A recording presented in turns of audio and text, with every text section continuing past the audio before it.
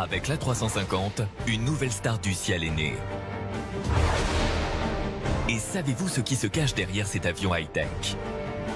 L'A350, c'est tout simplement la nouvelle arme de l'européen Airbus. Une arme contre son rival de toujours, Boeing et son 787.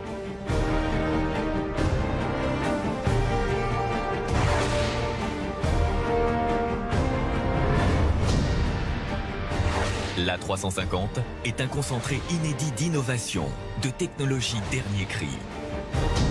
Ce formidable défi industriel a exigé 8 ans d'études et de tests. Vous allez avec ces pilotes, ces ingénieurs, mieux comprendre ce bijou technologique. Quels sont les secrets de sa fabrication? Comment fonctionne cet incroyable mécano géant? Nous allons vous faire entrer au cœur de la machine Airbus avec ses équipes.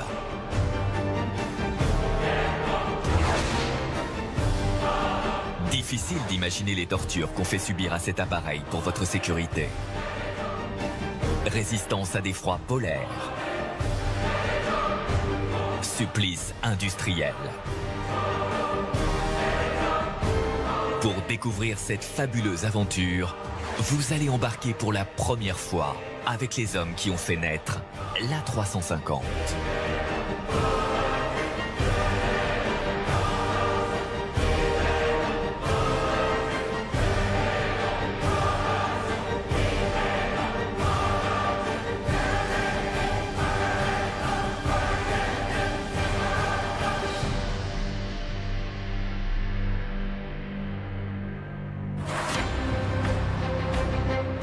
Cette escadrille d'A350 vaut 1,5 milliard d'euros. Ces avions sont ce qu'on appelle des avions d'essai. Avec ces appareils, les équipes d'Airbus multiplient les tests en vol pour améliorer encore et toujours les performances, la sécurité et le confort du dernier né d'Airbus. Des tests qui se poursuivent même si l'A350 a déjà effectué son premier vol commercial en janvier 2015. Très exceptionnellement, nous avons obtenu l'autorisation des responsables d'Airbus de suivre un équipage pendant un vol d'essai.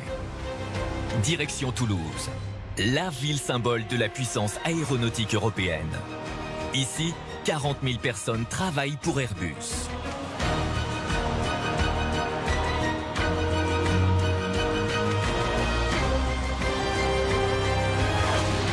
Ce matin, nous avons rendez-vous avec Martin Scheuermann. C'est l'un des 2 pilotes allemands de l'A350 dans lequel nous allons embarquer aujourd'hui. Nous sommes à H-2 du décollage. Martin Scheuermann et l'équipage se retrouvent pour préparer notre vol. L'homme qui va coordonner les tests aujourd'hui, c'est lui, Bruno Bigan. Ce mécanicien navigant est celui qui connaît le mieux l'A350 numéro 2, le deuxième sorti de l'usine de Toulouse. Parcours aujourd'hui pour le vol test, Toulouse-Munich. L'A350 sur lequel nous allons voler, c'est le dernier né de la mythique famille d'Airbus. Un avion nouvelle génération, plus léger que ses prédécesseurs, l'A330 et l'A340, et donc moins gourmand en carburant. Il est plus petit que le gigantesque A380 et du coup plus facile à commercialiser.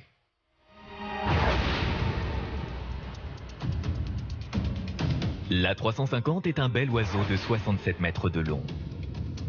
Ses 2 ailes forment ce qu'on appelle la voilure. Une voilure d'une envergure de 64 mètres, c'est-à-dire la largeur d'un stade de foot. Il est conçu pour les longues distances. Il peut transporter jusqu'à 350 passagers sur plus de 14 000 km avec 25% de kérosène en moins que ses prédécesseurs. Cet avion est à 53% composé de fibres de carbone. Une première. Un matériau un quart plus léger que ceux utilisés pour la génération de l'A330 ou de l'A340. Les moteurs que nous allons vous faire découvrir sont entièrement nouveaux. À la fois plus puissants et plus économes en carburant que leurs prédécesseurs. Bienvenue à bord de ce bijou high-tech. Nous sommes à 1h30 de notre décollage. Opération délicate, positionner l'A350 sur le tarmac. En tant que mécanicien navigant, Bruno Bigan est le responsable de l'A350 numéro 2. Il le suit depuis sa sortie de l'usine. Bien que l'appareil ait déjà été contrôlé, Bruno Bigan, comme avant chaque vol d'essai, fait une toute dernière inspection. État des pneus, pale du moteur, voilure, c'est lui qui donne le feu vert définitif. C'est un peu le jeu des 7 erreurs. Il faut aller regarder dans tous les coins de l'avion qu'est-ce qui pourrait être anormal. Je regarde que tous les câbles, tous les tuyaux soient bien en position. Pour Bruno Bigan, tout est sous contrôle. Décollage dans 1 heure.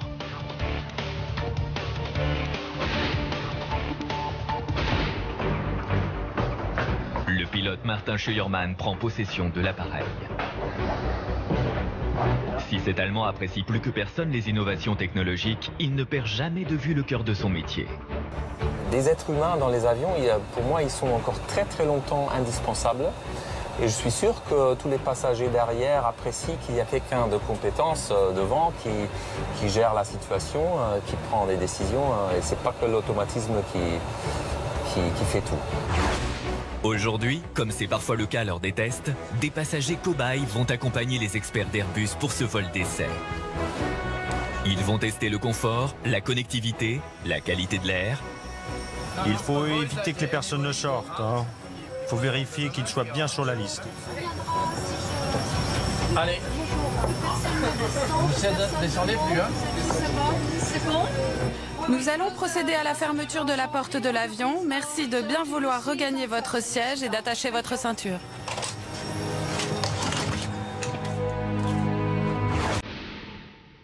Dans le cockpit, Martin Scheuermann et le second pilote se préparent au décollage.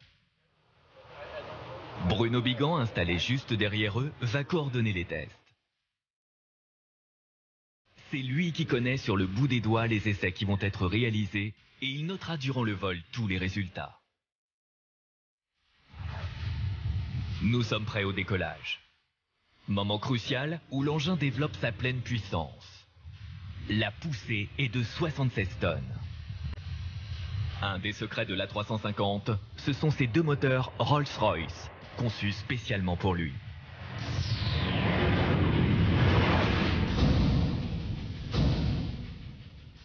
À l'avant du moteur, cette grosse hélice appelée fan. Elle mesure presque 3 mètres de diamètre. Ce fan est formé de 22 pales en titane. Ces pales, au design twisté, aspirent 1,3 tonnes d'air par seconde au décollage. De quoi remplir d'air le Zénith de Paris en moins de 2 minutes. Vous voyez que cette grosse hélice qui se situe dans l'entrée d'air du moteur participe à 80% de la puissance du moteur. Et on peut apprécier la forme des pales qui sont très évoluées pour avoir une meilleure efficacité, pour réduire le bruit et pour réduire aussi la consommation. Une fois dans le moteur, l'air est compressé, puis se mélange au kérosène grâce à un système ultra sophistiqué. Ce mélange dépasse alors les 2000 degrés. L'air brûlant alimente plusieurs turbines avant d'être éjecté à l'arrière.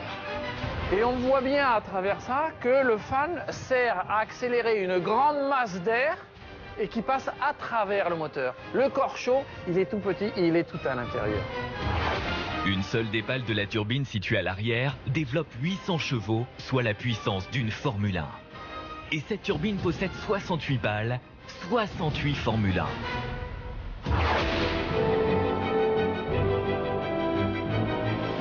Retour à bord de l'A350. L'avion a fini son ascension. Bien pris en main par Martin Scheuermann et l'autre pilote, il est stabilisé.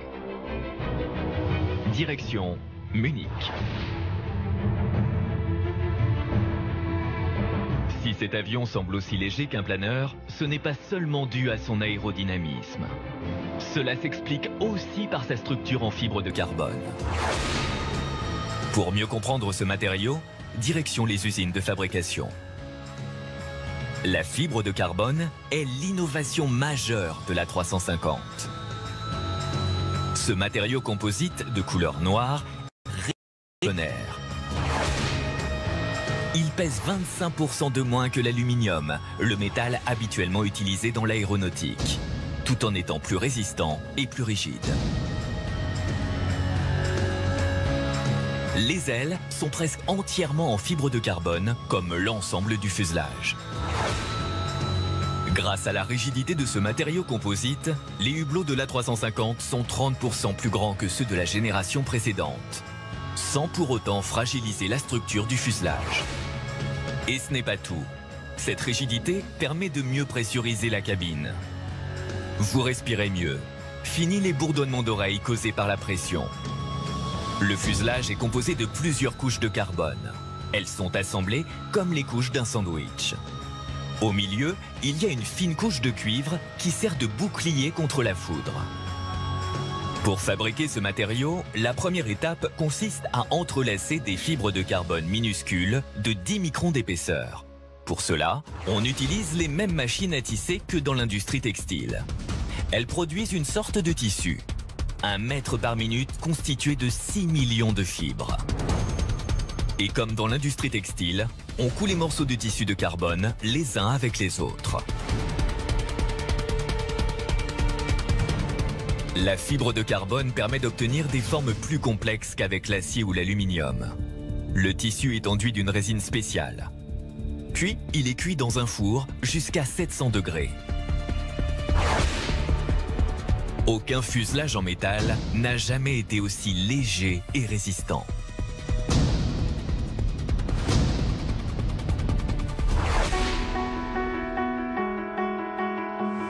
Nous avons décollé depuis 20 minutes. Tout est sous contrôle. Les tests peuvent commencer.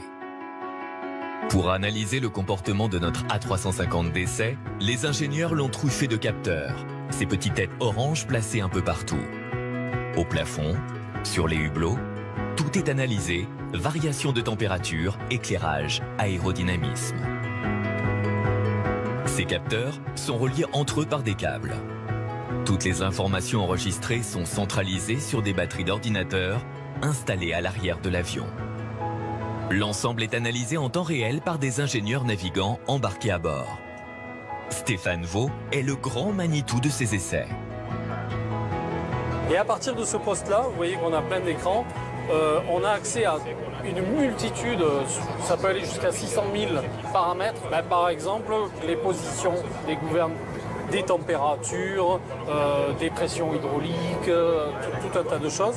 Et ça nous permet de regarder en temps réel les résultats de l'essai ou de la manœuvre qu'on est en train d'effectuer. Pour prendre la mesure de l'opération, c'est dans les soutes de l'avion que nous devons descendre. Très exceptionnellement, Bruno Bigan nous fait pénétrer au cœur de l'appareil. Tout le gros de l'informatique et de l'électronique, il est ici. Ça, ce sont des bidons qui servent à faire de la masse. Donc, pour pouvoir les rendre plus lourds, on les remplit d'eau. On a en gros 5 tonnes de matériel et de câblage que vous pouvez voir sur les côtés.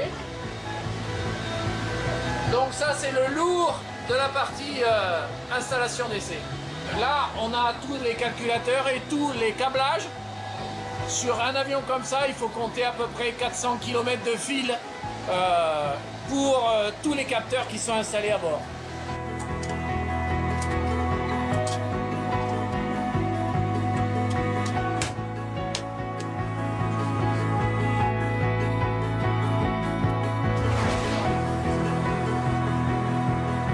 Autre nouveauté, la connexion Internet à haut débit. Dans le cockpit, Bruno Bigan peut surfer sur le web en plein vol. Il a aussi la possibilité d'utiliser son portable. Et bien sûr, suivre des dizaines de chaînes en direct avec une qualité irréprochable. Vous pouvez apprécier la qualité haute définition directement dans l'avion.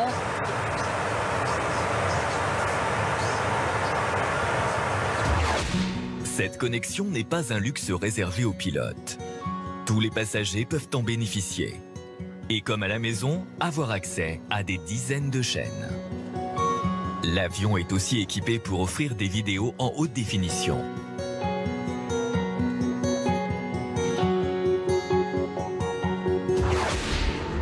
Cette connectivité globale est rendue possible grâce à l'équipement high-tech logé dans cette boîte sur le dos de l'avion. Une autre particularité de cet avion, nous avons cette grosse antenne qui se trouve sur le toit en blanc. Cette grosse antenne nous permet de donner à nos passagers et donc pour nous de faire des essais pour avoir de l'internet, du téléphone.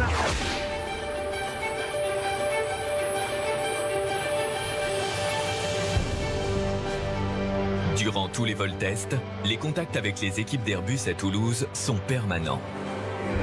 Dans ce bâtiment, appelé centre de télémétrie, de nombreux ingénieurs suivent ce qui se passe dans l'A350. Ils enregistrent toutes les données et transmettent des informations à l'équipe navigante.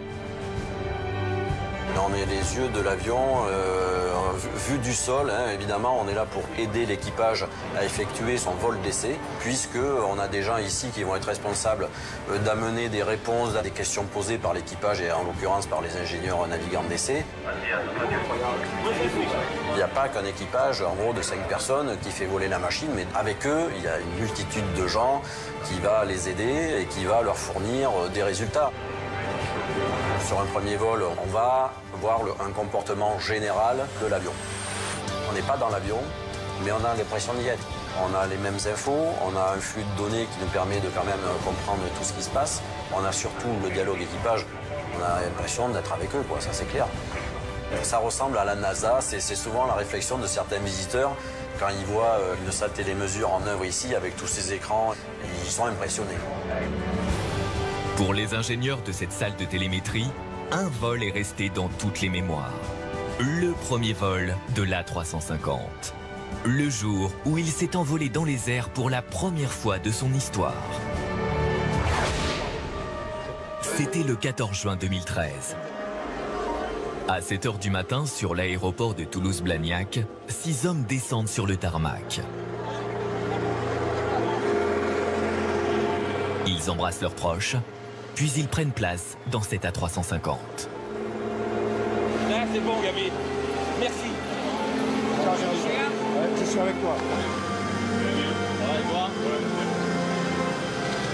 On y arrive. Passez par là, Gabi. Derrière les sourires, l'appréhension est là. Les équipements sont en mode commando. Pilotes, ingénieurs, mécaniciens, tous se sont équipés de parachutes.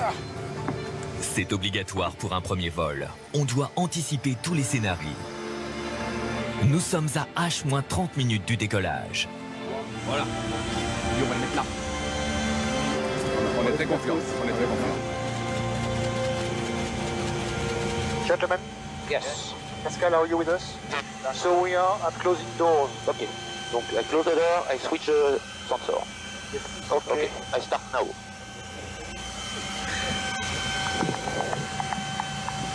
On y va. Happy minute. Allez, Pascal, ciao.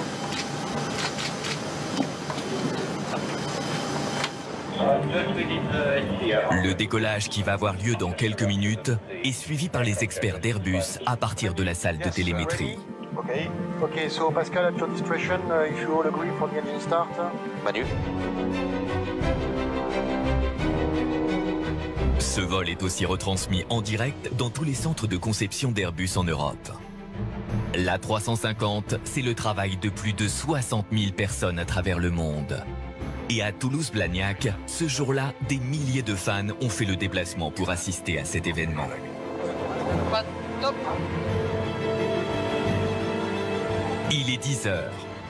Les pilotes mettent les gaz.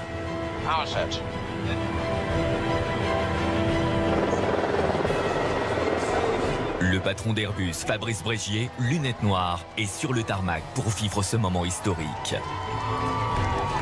L'avion quitte le sol pour la première fois. Le décollage a fonctionné comme prévu.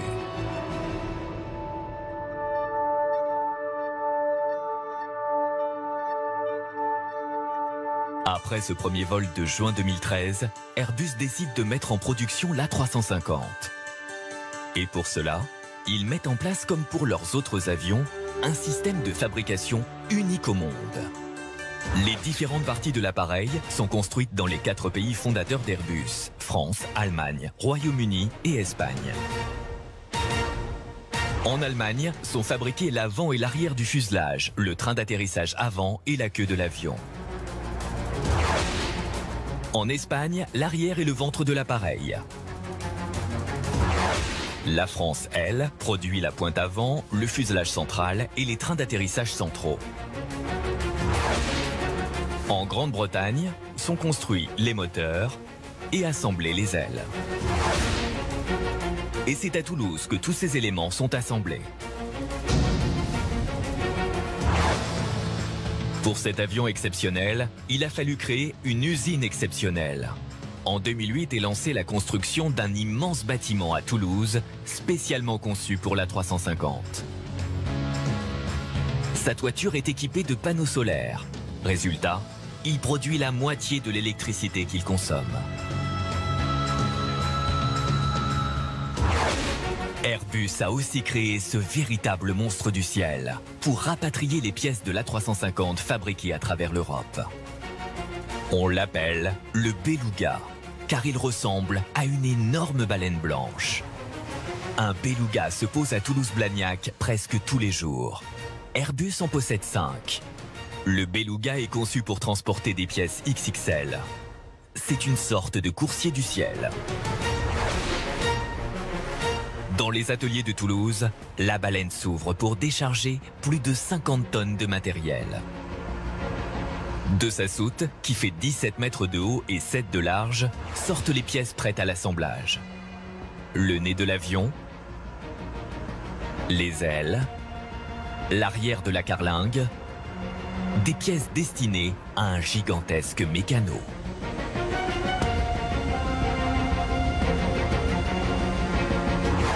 Mike Bozor est le directeur marketing de l'A350. Depuis 8 ans, il accompagne la naissance de cet avion. Donc c'est ici qu'on va faire l'assemblage final de l'A350 dans ce hall Roger Béteille qui a été spécialement conçu pour l'A350. La première étape va consister à faire l'assemblage du fuselage qui arrive en 3 tronçons. Donc ici on va venir faire la jonction de ces 3 tronçons pour obtenir un fuselage complet. Toutes les pièces livrées par le Beluga arrivent ici déjà prééquipées avec câblage et isolation. Sur les chaînes de montage, il reste à visser et à rifter les éléments entre eux. L'assemblage des ailes est délicat. Chacune fait 32 mètres de long. L'ensemble des opérations est effectué par des centaines de techniciens, de mécaniciens, d'ingénieurs. Ici, dans le vocabulaire d'Airbus, on les appelle les compagnons. Moi je suis d'un côté, mon collègue de l'autre côté de l'avion, c'est plus simple. Ça évite de faire un retour. Ouais. C'est bon. C'est-à-dire que moi là, je suis en cabine et lui il est en dessous, ce qu'on appelle en case de train. En gros, le train d'atterrissage qui rentre pour serrer les écrous. Nous on est obligé de vérifier absolument tout avant d'envoyer en production parce que d'un avion à un autre, même si c'est le même modèle d'avion, il y a pas mal de différences en fonction des options qui sont choisies par le client. Donc on va avoir des tuyauteries qui ne vont pas être placées exactement au même endroit, des câblages. Donc il ne faut pas se permettre d'utiliser l'expérience qu'on a eue avant sur un autre avion pour dire c'est bon, cette zone est accessible, on peut démonter. Ben non, on est vraiment obligé de vérifier à chaque fois.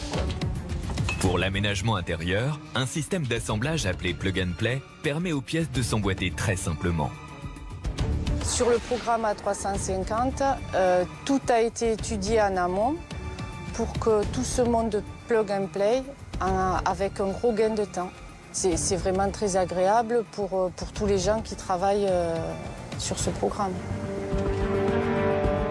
Coffrage, panneaux d'habillage, toilettes, coffre à bagages, tout s'insère comme dans un grand mécano. L'installation des équipements devient presque un jeu d'enfant. Bénéfice ? Un gain de temps énorme pour la fabrication. Pendant ce temps, dans un des cockpits, un compagnon fait un test de simulation d'accident. Traffic. Attendez, 2 secondes. Alors, mon truc, juste justement simulation de trafic. Alors, on voit qu'on est en train de simuler qu'un avion s'approche de nous. Tout le système de câblage, incroyablement complexe, est pensé pour être le plus léger possible.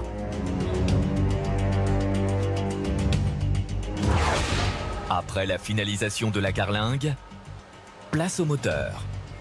C'est le dernier élément central de ce gigantesque mécano. Un moteur Rolls-Royce arrivant tout droit de Grande-Bretagne.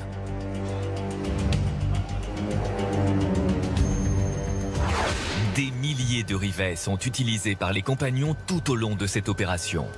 Pour assembler entièrement un avion, depuis son entrée ici en chaîne jusqu'à la livraison du client, il faut compter à peu près 2 mois et demi de travail. Nous avons une cadence actuelle qui tourne entre 2 et 3 avions par mois. Mais d'ici fin 2018, cette cadence va s'accroître pour atteindre 10 avions par mois fin 2018. Difficile d'imaginer que ce bijou technologique à 300 millions d'euros pièce est assemblé en moins de 3 semaines. Cet A350 est nommé XWB fuselage extra large. 6 mètres de large qui font la différence pour nous, les passagers. Les points forts du confort de l'A350, c'est avant tout, donc, vous voyez des parois latérales qui sont quasi verticales, ce qui veut dire que même quand on est assis à côté du hublot, on a énormément de place ici au niveau des épaules, on a la tête bien dégagée, donc on a une impression d'espace qui s'en dégage. On l'a tous vécu. L'enfer dans l'avion, c'est l'effet sardine. La cabine fait 33 cm de plus que celle de l'A330 et offre donc des sièges plus larges. Pour un vol de plusieurs heures, ça change tout. Également ici au niveau du hublot, donc on a des volets électriques que je peux fermer de façon partielle. Que je veux dormir, je peux même fermer complètement le hublot de telle sorte à ce que j'ai une obscurité complète. Pour purifier l'atmosphère dans la cabine, le système d'air conditionné est ultra perfectionné. De nouveaux filtres bloquent l'ozone pour renouveler l'air dans l'avion toutes les 2 minutes. En utilisant toutes les dernières techniques de filtration et qui nous permet d'avoir la même qualité d'air que dans un bloc opératoire. Et comme tout est plus grand dans l'A350, vous pourrez emporter plus de bagages. Une des tendances actuelles au niveau du transport aérien, c'est l'emport de bagages de plus en plus volumineux par les passagers. Et comme vous le voyez, ici, ce coffre à bagages permet de prendre 5 valises de taille standard. En business class, des sièges toujours plus innovants, au confort absolu. Et grâce à ces matériaux composites, l'avion est bien plus silencieux.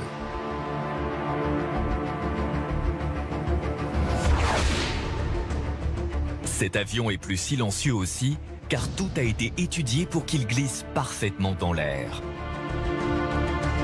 Ses ailes, fines et souples, sont plus légères qu'elles n'en ont l'air, car elles sont creuses.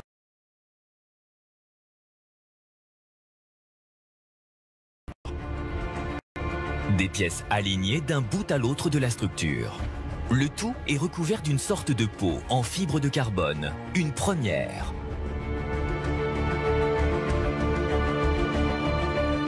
Les ailes sont creuses, mais elles ne sont pas vides. Car c'est dans les ailes que se trouve une partie du kérosène. Un système complexe de vannes permet à cette masse liquide de circuler d'une aile à l'autre. Objectif, équilibrer le poids du carburant au fur et à mesure qu'il est consommé. La majorité du carburant se situe dans les ailes et dans le caisson central de l'avion, avec une répartition en gros 22 tonnes dans chaque voilure et une soixantaine de tonnes dans le caisson central. Grâce à ces volets mobiles, situés tout au long des ailes, les pilotes peuvent faire varier la forme de la voilure. Ces volets sont actionnés par des moteurs situés dans ces 3 petites nacelles. Le but, amortir le choc en fonction des turbulences.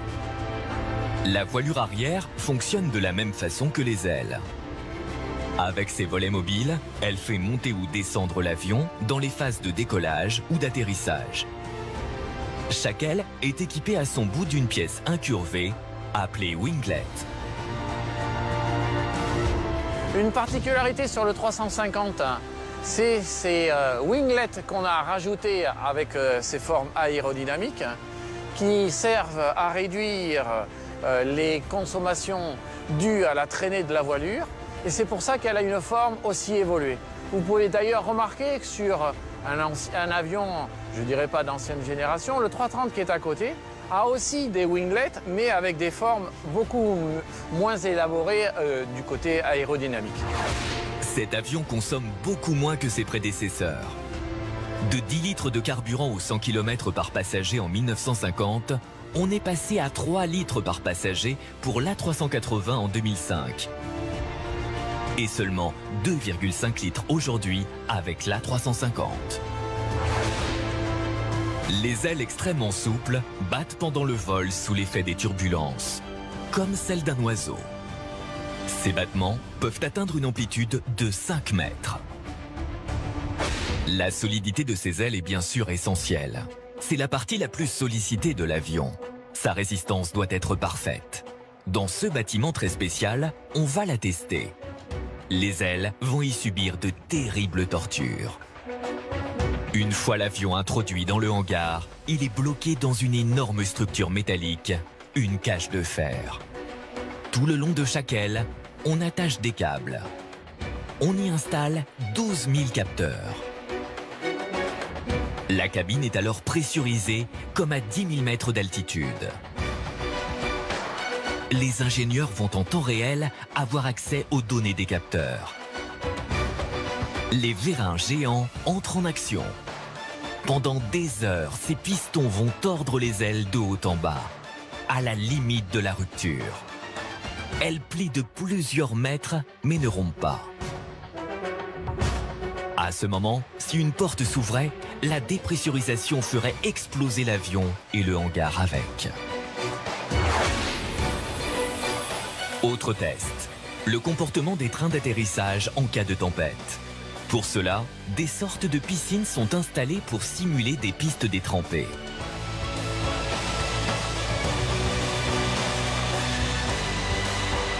Autre torture. Regardez bien. La queue de l'avion touche le sol. Le pilote cabre l'appareil pour tester un décollage à très basse vitesse.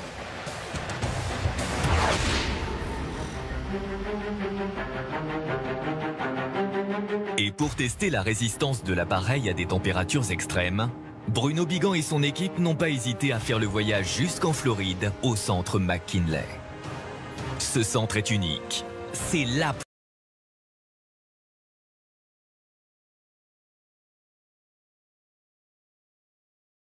première opération, détacher les winglets pour réussir à faire rentrer l'avion dans le hangar.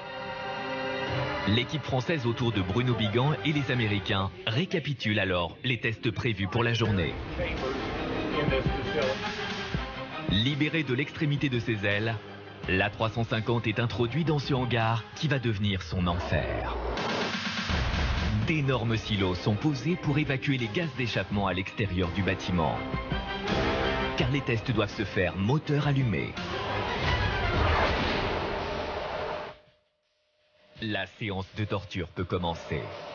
L'équipe d'Airbus s'installe dans l'avion et verrouille toutes les issues. Bruno Bigan a préparé le programme du jour.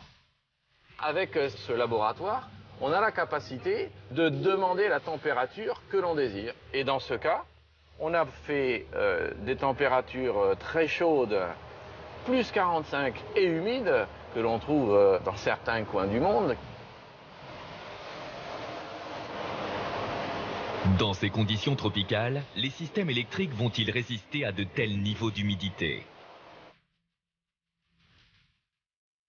Et une fois qu'on a eu passé ces tests-là, eh bien on est passé au temps froid et on a pu descendre la chambre de climatisation à moins 40. Après plusieurs heures de froid polaire, le givre s'est incrusté partout. Je suis prêt pour la première batterie. 2, 1, top! On vérifie alors que tout fonctionne. Les commandes électriques, les batteries, le tableau de bord, la climatisation, le train d'atterrissage.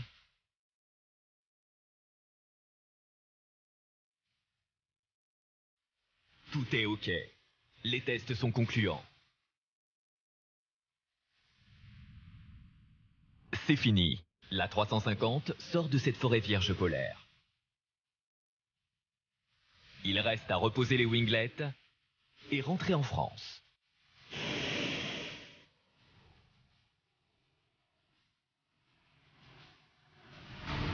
Retour à bord de notre A350 numéro 2.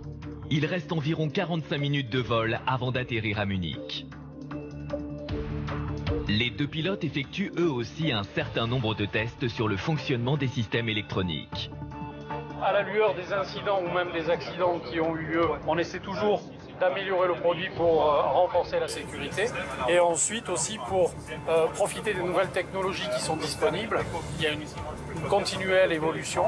Vous pouvez imaginer qu'il y a 28 ans, les technologies, Internet, etc., à bord des avions, ça n'existait pas. Donc tout ça, ça demande des essais d'intégration. Sur cet avion, tout a été pensé pour faciliter la prise en main par les pilotes. Le fameux manche à balai est entièrement électronique. Une grande majorité des commandes sont communes au cockpit des différents appareils d'Airbus. Résultat, 8 jours d'entraînement suffisent aux pilotes dans des centres de formation pour passer par exemple de l'A330 à l'A350. C'est un argument commercial important pour les futurs acheteurs. Après 2 heures de navigation, notre A350 va bientôt atteindre sa destination. Bruno Bigan et les pilotes font le point avec les ingénieurs installés au fond de l'avion. Tous les essais prévus ont pu être effectués. Qualité de l'air, comportement de l'avion, réaction de la voilure, connectivité. Reste la phase toujours sensible de l'atterrissage. À ce moment, l'A350 se connecte à un système d'assistance situé au sol. Ce système intelligent aide les pilotes à s'ajuster parfaitement à l'alignement de la piste. Une sécurité de plus pour l'équipage et les passagers. L'avion descend par paliers successifs. La piste d'atterrissage est en vue.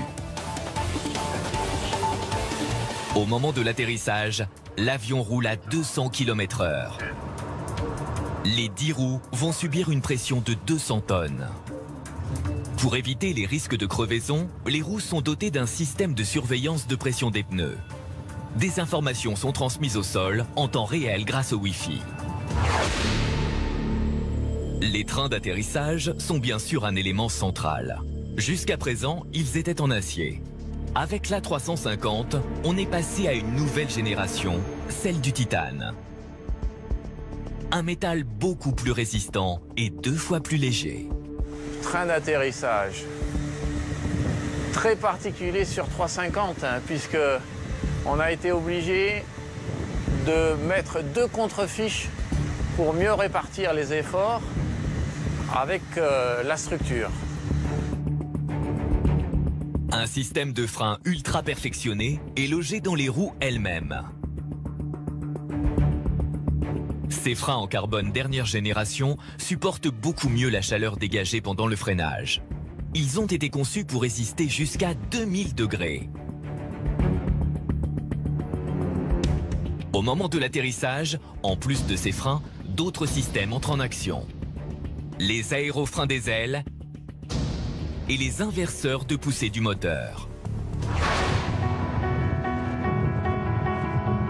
Midi. L'avion se pose à Munich. Mission accomplie.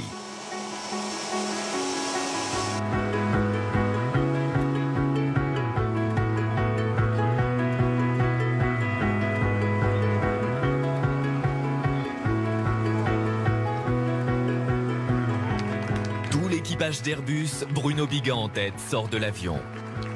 Comme pour tous ces vols d'essai, l'équipe est attendue sur le tarmac.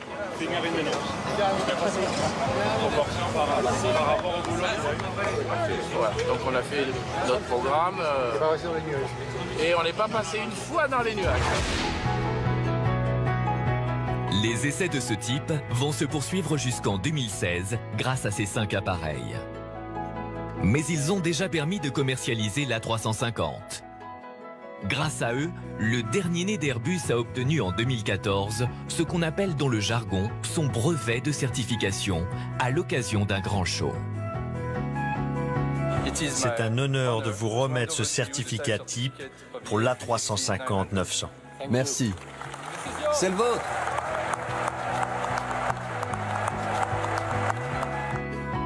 Et cela représente le futur d'Airbus dans ce qui est probablement l'industrie la plus compétitive de la planète. Votre détermination à toujours produire quelque chose de meilleur se voit dans la 350 et à chaque renouvellement de la famille Airbus depuis 40 ans.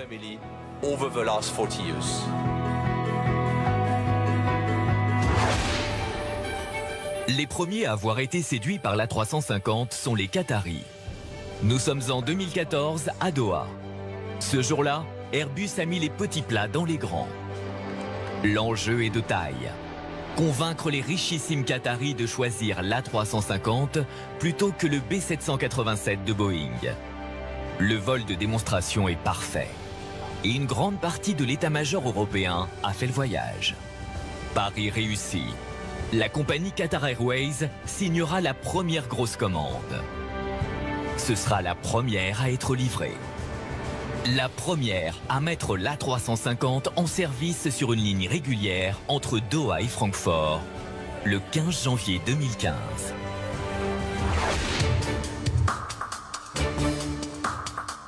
Une fois le contrat signé, reste à mettre les appareils aux couleurs de la compagnie.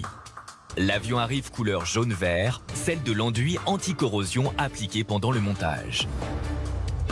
Il faut une tonne de peinture pour l'ensemble de l'appareil. Chaque opération est un véritable travail d'artiste. Il faut par exemple dessiner avec soin des caches pour imprimer le logo de la compagnie. L'opération peinture dure une petite semaine dans les hangars de Toulouse.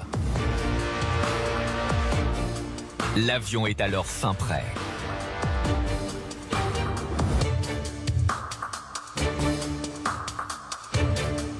D'autres compagnies vont être livrées, comme Vietnam Airlines en 2015 ou Air France KLM en 2016. Avec l'A350, l'ambition d'Airbus est de conquérir 50% du marché mondial des longs courriers. Un marché actuellement dominé par Boeing. L'enjeu économique et politique est considérable. L'A350, c'est le savoir-faire européen face à la puissance américaine. Un défi avant tout technologique.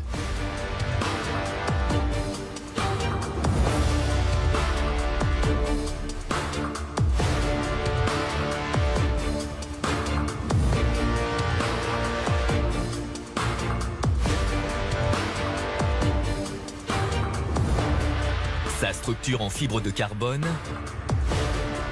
sa sobriété en carburant. Ces multiples innovations ont exigé 8 ans d'études et plus de 10 milliards d'euros d'investissement.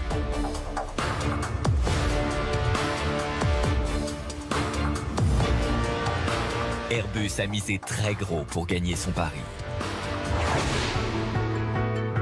Mais au-delà de la technologie, l'histoire de cet avion, c'est aussi une aventure humaine à l'échelle de l'Europe. Des milliers d'ingénieurs, de pilotes et de techniciens de différentes nationalités ont travaillé ensemble. Ils ont mis au monde cet avion avec passion, dévouement, fierté et parfois sacrifice.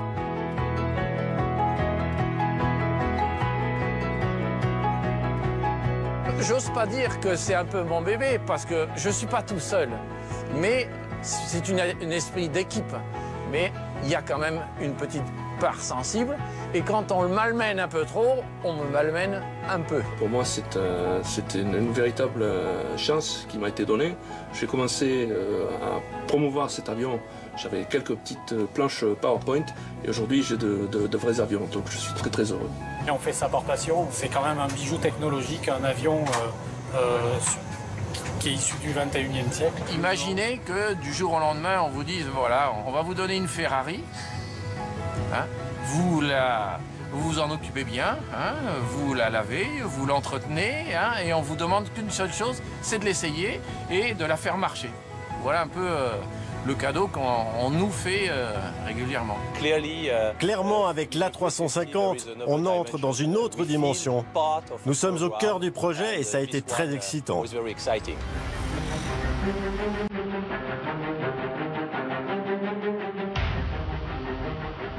Avant même son premier vol commercial en janvier 2015, plus de 750 exemplaires de l'A350 étaient déjà commandés. Un record à ce stade. Airbus espère en vendre 1500 autres dans les 20 prochaines années. Si cet objectif est atteint, cet avion représentera alors un tiers de son activité. Cela créerait 35 000 emplois directs en Europe, dont 10 000 rien qu'en France.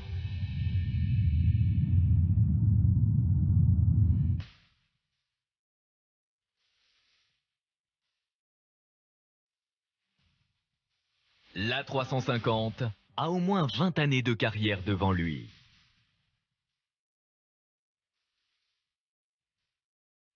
Il sera décliné en plusieurs versions. Vous le découvrirez bientôt dans tous les aéroports du monde. Avec lui, s'ouvre une nouvelle page de l'aéronautique civile. L'histoire ne fait que commencer.